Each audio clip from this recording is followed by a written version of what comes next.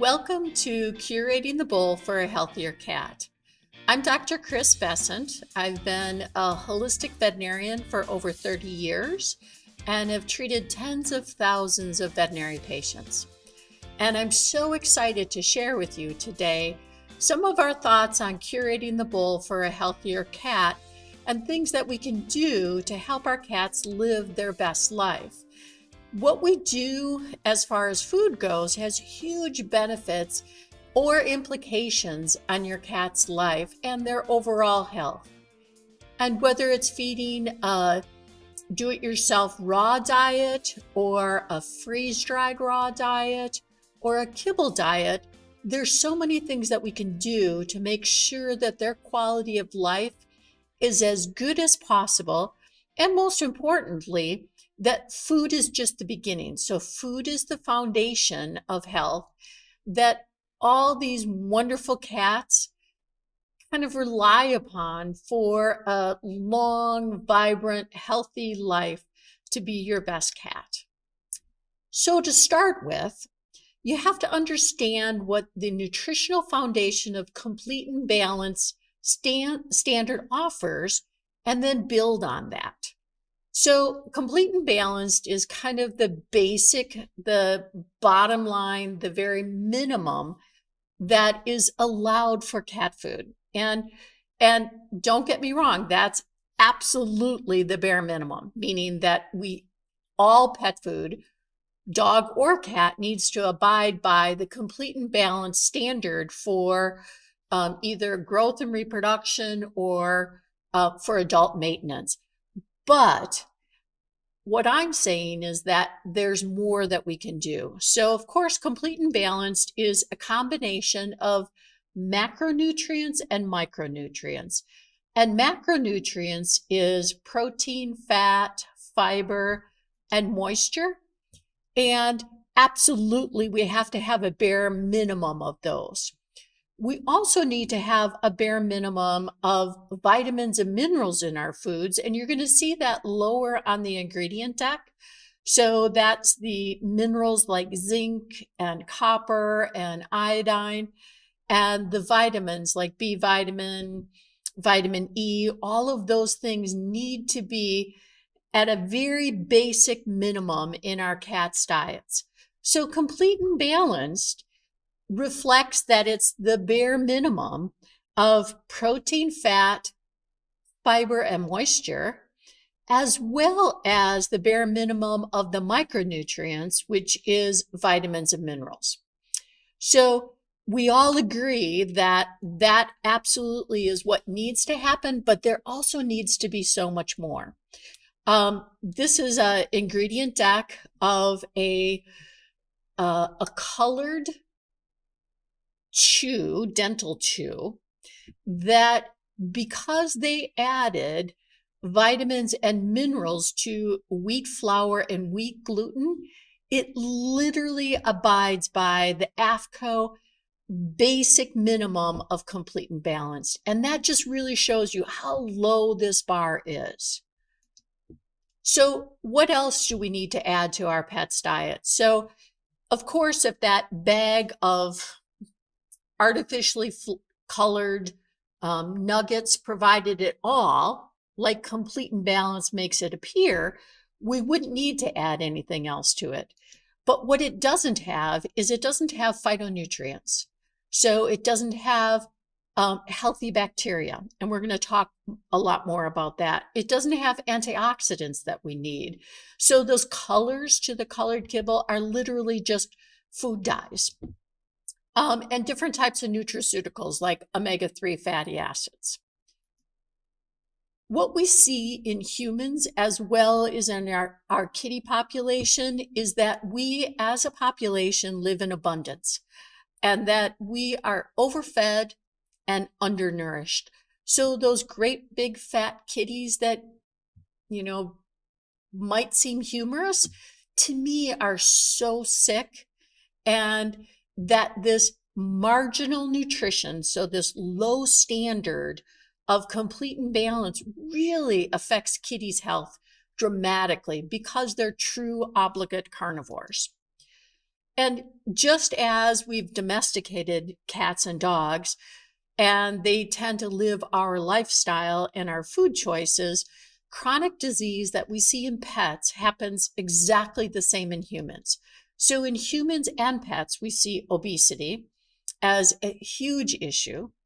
We see arthritis, absolutely. And I'm going to describe more the things that we can do, the nutrients that we can add to our cat's diet that will prevent arthritis.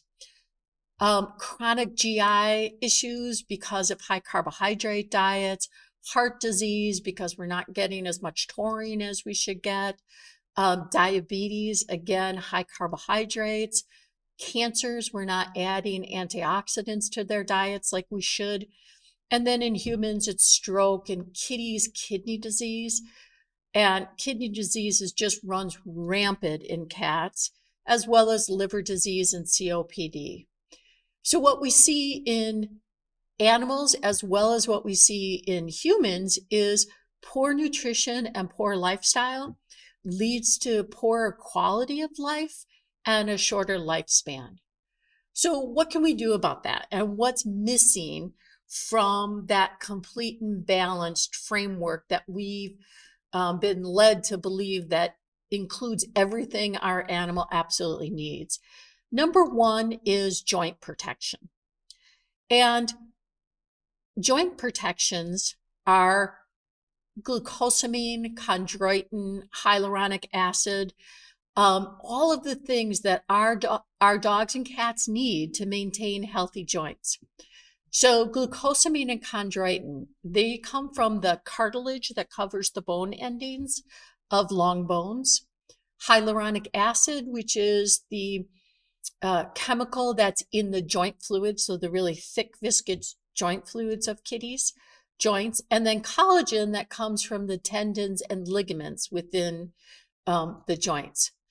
So ideally, in the real world, that kitty is going to eat mice, and they're going to eat birds, and they're going to consume all of it. So they're going to consume the bones as well as the bone endings. So when you look at where the bone endings are, so these two arrows, that beautiful porcelain surface is the cartilage on the bone endings. And when kitties eat that, they're providing the nutrients that their joints need to be healthy and vibrant. And whether you're using a raw diet or a kibble diet, if you're adding glucosamine back into their diet, you're protecting their joints. And does that matter whether they're kitties to seniors? Well, we used to think in veterinary medicine that we start adding glucosamine when they develop arthritis, and that is absolutely not true. We really need to start adding glucosamine to their diets from the time those kittens are not nursing anymore and they're eating real food. Once they start eating real food, if they were eating that rabbit, or if they were eating that bird or that mouse, they would be consuming the glucosamine from the joint endings. And so from the time they're kittens on, they need to be getting some source of glucosamine, some sort of joint protection. And certainly they need it throughout their entire lives, because as kitties age, they are more likely to develop arthritis as well. So what else is missing from this complete and balanced framework? And it's healthy live bacteria. And this comes from the fact that the FDA, and rightly so, has a zero tolerance for any pathogenic bacteria. And pathogenic are bad bacteria like Salmonella, E. coli, or Listeria. And don't get me wrong, that's, in my opinion, as a veterinarian, that's 100% true. We should not have pathogenic bacteria in our pet food, not necessarily because it makes the pet sick, but it could make the human sick that handle it. So the FDA has a zero tolerance for pathogenic bacteria. So all pet food needs to go through a kill step. And a kill step could be a number of things. It could be heating it to a really high temperature So greater than 165 degrees Fahrenheit. It could be adding pressure. So high pressure pasteurization is taking pet food and then squishing it under a tremendous amount of pressure. And that pressure is going to damage the cells of the bacteria, so make that pet food sterile. The other and the worst case scenario as a kill step is irradiation, that they're subjecting that food to irradiation, and the irradiation is killing any bacteria. Bacteria as ideally would add healthy, vibrant bacteria back into their diets. And that like Saccharomyces or Bacillus or Lactobacillus. But then almost any good probiotic is also going to have prebiotics. And prebiotics are long chain sugars that are able to make it all the way down to the lower part of the GI tract, the colon, and feed the healthy bacteria. So if you're doing a DIY raw, you're getting healthy bacteria in that. So on those fish that you see in the far left, they absolutely have healthy bacteria on. Whether you're doing a freeze-dried raw, whether it's heat or pasteurization, if it's irradiation, it's going to have to put it on the label so you'll see that little irradiation sign. But either way, you're getting the healthy food with lives. Absolutely. So kittens would inoculate their gut with healthy bacteria by nursing on their mom. So the mom cat would have healthy bacteria surrounding their udder and their nipple. And so when the kitten is nursing, they're taking in healthy bacteria at the same time. And you absolutely need that throughout their entire lifespan, especially in senior kitties. If they're eating a higher carbohydrate diet, they're more likely to have bad bacteria tend to replicate. And so anytime they have really a terrible smell, they have bad gas, they have GI upset, oftentimes it's because the micro environment of the gut has been modified. So there's more bad bacteria than good bacteria. So absolutely all kitties' bowls should be adding some healthy bacteria. But what else is missing? The next thing that's missing is antioxidants. And antioxidants are incredibly important for health. And they are also very heat liable, meaning that they get damaged by high heat. So in kibble, they might have blueberry listed on the ingredient deck, very low, meaning less than salt. So not a lot of blueberry, but enough that it looks good. But most of the antioxidants from the blueberry are being damaged during the heat process. Is the development of free radicals. So in this video, it would be like the red ball bouncing around. And that free radical is really corrosive and damages healthy cells. So you'll see that blue cell slowly but surely gets damaged. And then eventually it damages the entire cell. So antioxidants are like the green balls that you see in this video. And the green balls will neutralize the bad free radicals. And so that protects the healthy cells. So where would you get these great antioxidants that we need every day? And you can get it from omega-3 fatty acids, or you can get it from brightly colored fruits and vegetables. If we're not providing antioxidants in their diet, and we're providing them with an amount of free radicals are developed. And we'll see this in kitties by kitty food that has a lot of carbohydrates in them. So cats are carnivores, of course, and as a carnivore, they should be eating more skeletal meat and organs and smaller amounts of carbohydrates, particularly grains or potatoes, that are very, very difficult for a kitty to properly process that glucose. So high carbohydrate diets tend to be pro-inflammatory, and they tend to produce a lot of oxidative stress and a lot of free radicals. So what's the best option? For diets that are low in antioxidants, if we add or add brightly colored fruits, or we add omega-3 fatty acid from marine life, that is a great way to add a dietary source of antioxidants.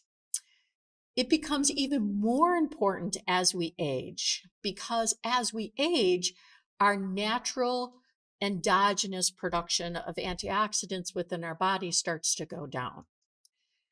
So what is the result of oxidative stress? Oxidative stress, or that free radical bouncing around damaging cells, can cause such a crazy amount of damage to the body. So it can cause cancers because you're basically damaging DNA, you're damaging cells. It causes more inflammation. It causes premature aging. The brain is a really high fat organ and is very susceptible to the damage from free radicals. So we see dementia and cognitive disorders, respiratory disorders and diabetes and autoimmune diseases when lots of cells are getting damaged, all the way to inflammatory bowel disease and more. So there's kind of two sources of antioxidants, and one is what a kitty produces within their own body. So vitamin C, for example, is considered essential for humans because we don't produce it ourselves. But the liver of pets, cats and dogs, do produce it. So vitamin C is produced within the body. So if a kitty is sick, they tend to produce more to combat the free radicals. Vitamin D from exposure to light, which of course makes sense. And then vitamin A, that is produced from the consumption of beta carotene or orange colored fruits and vegetables. The other source of antioxidants come from what we eat.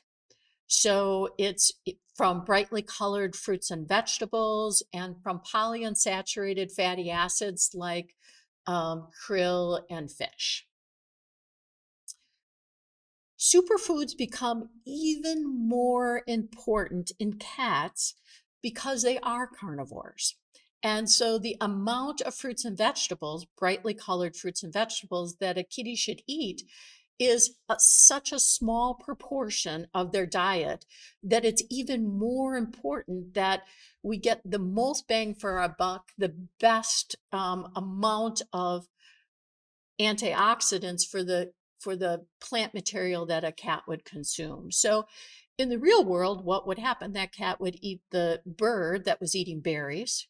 That cat would eat the mouse that is eating grasses or berries, or that would be their source of dietary antioxidants.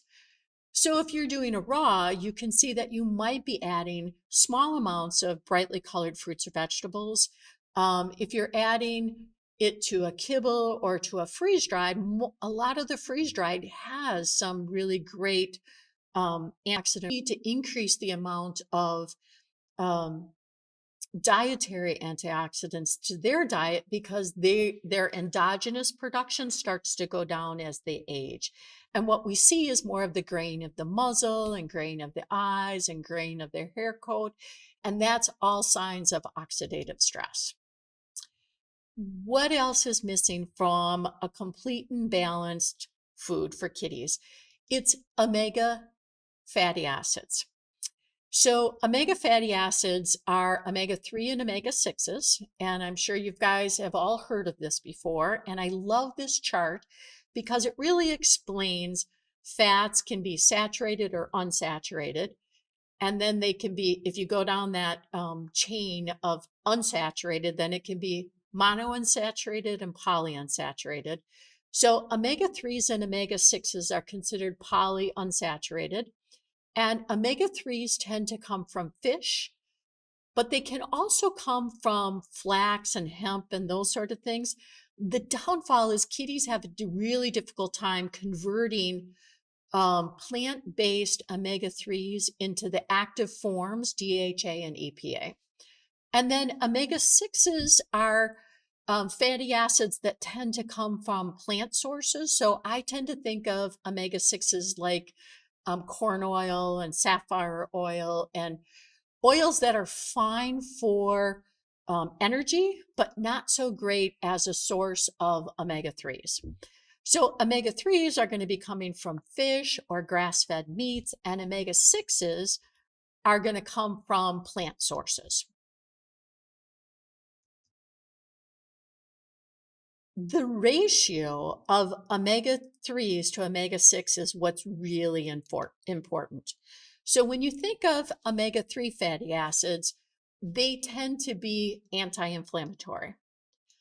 Omega-6 fatty acids tend to be more pro-inflammatory. So omega-6 fatty acids tend to think of it as, in a human, it would be fried food. Donuts. It's going to provide energy and provide calories, but it doesn't provide good, healthy omega-3 fatty acids that we need. And then for kitties, they absolutely need to get omega-3 fatty acids from a marine source or an animal source. So they get it from krill or from fish or from grass-fed meat. Kibble-fed kitties tend to have really bad ratios of omega-3 to omega-6s. So when you hear of a 1 to 20 ratio, it's 1% omega-3s or 1 part omega-3s to 20 parts of omega-6s. And most of the time in kibble, it's going to be that really high ratio. It's going to be a lot of the high energy omega-6 fatty acids, but not a lot of the anti-inflammatory omega-3 fatty acids. And one reason is because omega-6 fatty acids are very shelf stable. So they last a long time in that bag. And they're very inexpensive, where omega-3 fatty acids are very expensive, but they also have a tendency to oxidize faster. And so they need to be handled much more gently and will oxidize in that big bag of dog food that's sitting in a warehouse or cat food that's sitting in a warehouse for quite some time before it makes it to your home. So what are optimal diets? The ratio for optimal diets would be either 1 part omega-3 to 5 parts omega-6, or even better than that would be a 1-to-1 ratio. So there are wonderful foods out there where they add additional omega-3s to their diet. So in ground krill form, for example, that have a 1-to-1 ratio, and that's the ultimate best ratios to have for omega-3 to omega-6 fatty acids. You can do that by adding some omega-3 sources to your raw food. So adding salmon or anchovies or sardines.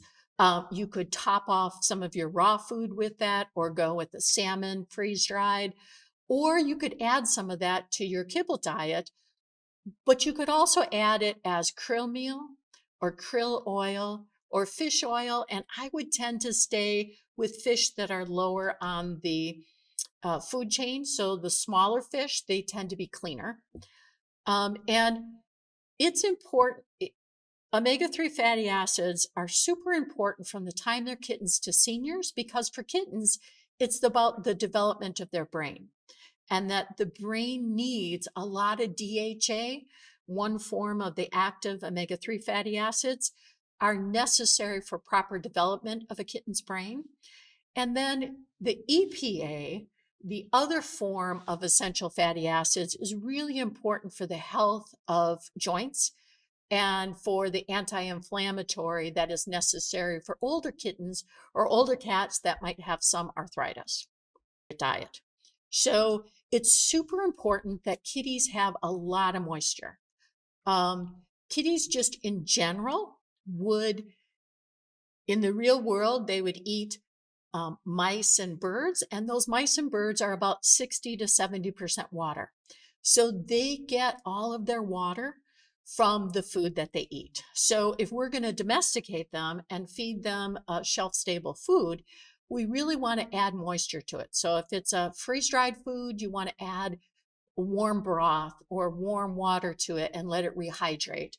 If you're going to add canned food, that's a great way to add moisture to the diet. But it's super important for kitties that you have lots and lots of moisture.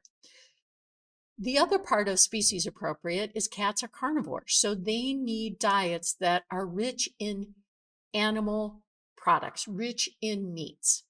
And you can get protein from plant sources, and you can get protein from animal sources.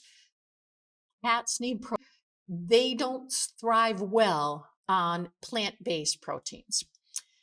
Cats just genetically cannot digest carbohydrates the way that an omnivore will, or even a scavenger carnivore like a dog does. So cats, it's super important that they have low carbohydrate diets. So it should be less than 15%. Unfortunately, most kibble is about 40% carbohydrate. So that just by the inherent nature of getting a kibble to stick together makes it too high in carbohydrates for a healthy cat to thrive. It needs to be high in and rich in omega-3 fatty acids, which we've discussed. And then it's how you choose to do it. So it may be that you're going to do it yourself raw. You may be doing a freeze dried. But what I would say is for picky kitties, you really have to take it slow.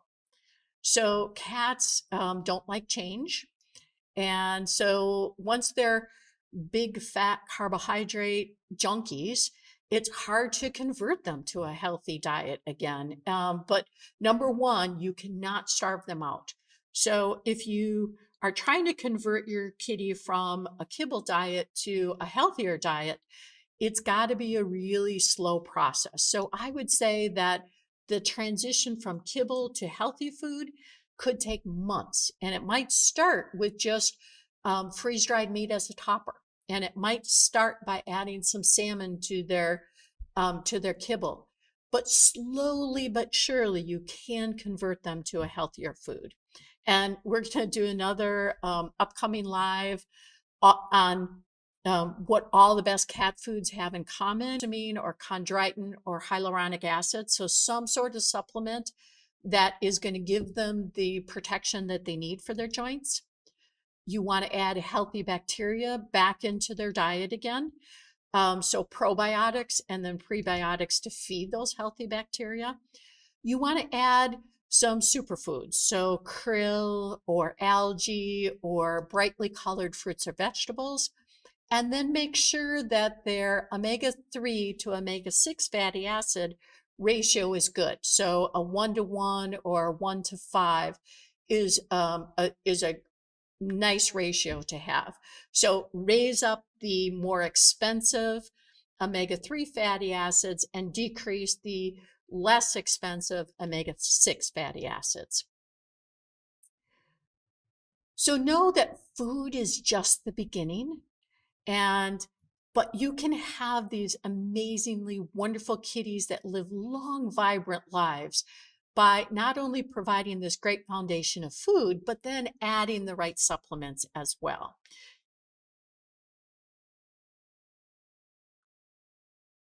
At Herbsmith, we have this wonderful quiz that you can take, and it's called Curating the Bowl. And basically, you take this quiz and you answer questions and then submit it. And I will literally look at all of the answers and what's going on with your kitty, and then make recommendations. And it might be about food, it might be about different supplements that you should add, but I will kind of give you my advice of 30 years of being a veterinarian. Please follow me on Facebook or Instagram, where kind of my long-term goal as a veterinarian is to be a more positive influence on more pets in my life than just by seeing patients all day, every day. And one way to do that is to provide you and arm you with education that you guys proactively